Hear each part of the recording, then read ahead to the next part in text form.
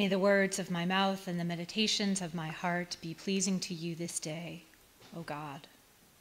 Amen.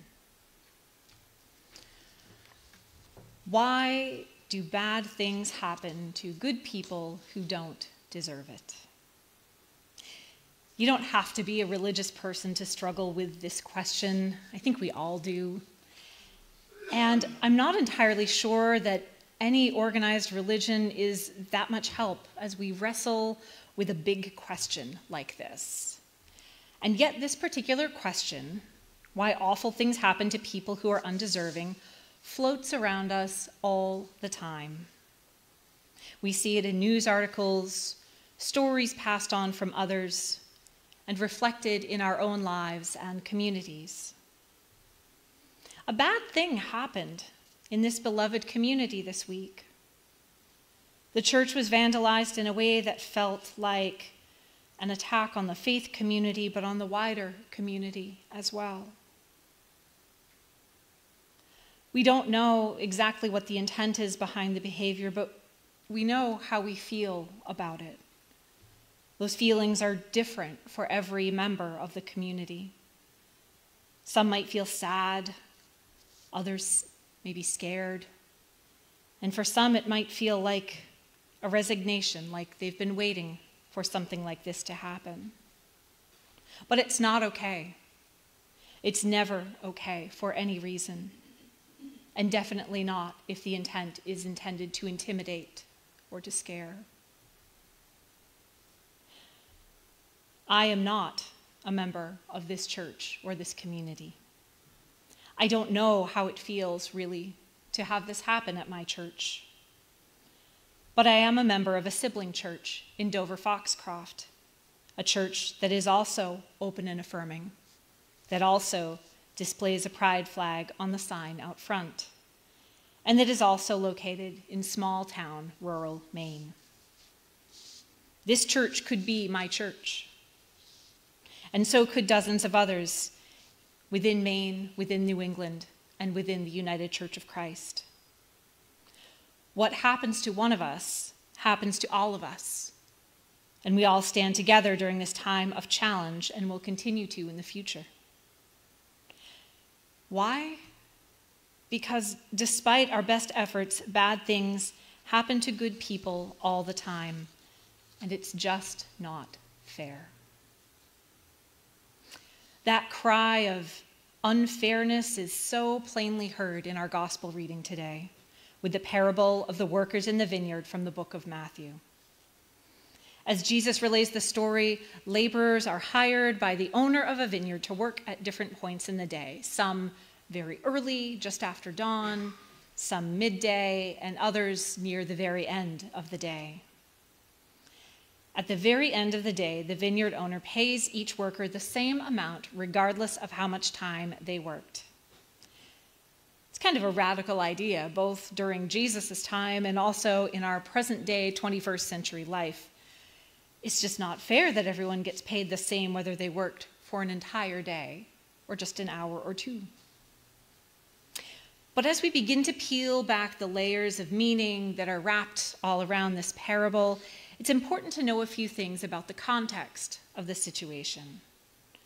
First, the laborers in the story are part of a marginalized population.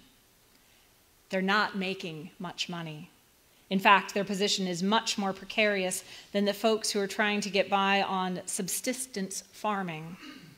It's a hand-to-mouth existence, but with less stability. Second, each group of workers that the vineyard owner invites to work are not the same. The workers called first thing in the morning, they're the cream of the crop in terms of work productivity. They are the number ones, the A team. They're the most capable of doing really good quality work. The workers hired midday, they're not quite as good as the first group. They're fine, but they're not like the top level producers. And the workers hired last, at the very end of the day, this group is the marginalized of the marginalized. These workers are waiting around late in the day because they have nowhere else to be. They are infirm or elderly, and their capacity for work is so much less than any of the other workers. They don't even ask what they're getting paid because anything is better than what they currently have. And lastly, the amount of money that they're given is not a lot of money. It's probably much less than a modern-day minimum wage equivalent. For the workers, each day brings a new struggle, and if you don't work, you don't have food. The generosity of the vineyard owner in hiring them comes as a healing grace into that world of worry and desperation. We can imagine the relief of those first workers who know they have the security of a full day's work. The later workers have enough patience to keep waiting. When they're hired, still no money mentioned, and the owner tells them he'll pay them whatever is right. Anything is better than nothing. As the last workers are paid a whole day's wage, the first workers begin to imagine what huge sums they might be paid after working all day. And when they get the exact same thing, they get mad. They forget that they're getting what they agreed to in the first place. They forget the sense of relief and security that they had at the beginning of the day. Do the workers who subsist day by day, always scrambling for work, have to push and shove to get to the front of that line? And do they start to worry each morning if there will be enough work for everyone? I love so much in this story that Jesus sees what we struggle to see. We see the unfairness and the scarcity, and we find judgment where we could just as easily see generosity. But in telling the story, Jesus sees a world where everyone in the story gets enough. Everyone in the story gets more than they expect in some way than they expect at the start of the day. As Barbara Brown Taylor says in her book, The Seeds of Heaven, this is a little like cod liver oil. You know Jesus is right, and you know it must be good for you, but it doesn't make it any easier to swallow. Kind of like eating those green vegetables that we sometimes love and sometimes don't. But if Jesus sees what we can't, then where do we see ourselves in this parable? We often imagine ourselves as the workers, but as people of privilege, we may also be like the vineyard owner. Part of our calling is to come to the people who don't have enough or who have continued to be marginalized and to help make that right. We take up the work of God and our actions impact people.